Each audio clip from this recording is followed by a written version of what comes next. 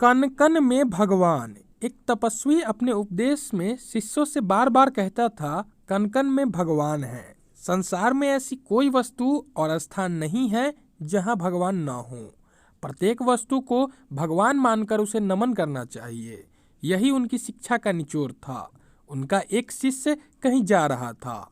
सामने में एक हाथी तेजी से दौड़ता हुआ आया, महावत लगाकर चिल्लाए जा रहा था, हट जाओ, हट जाओ, हाथी पागल हो गया है।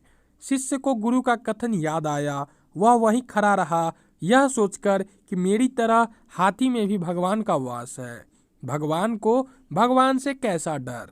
वह रास्ते के बीच में ही डटा रहा। यह देखकर महावत क्रोध से चिल्लाया, हट जाओ, क्यों मरने पर तुले हो।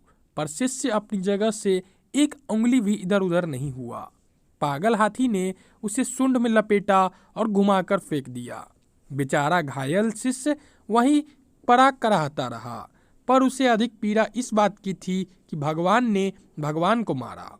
उसके सहपाठी उसे उठाकर आश्रम में ले गए। उसने गुरु से कहा, आप तो कहते हैं कि प्रत्येक वस्तु में भगवान है। देखो, हाथी ने मेरी कैसी दुर्गति की है।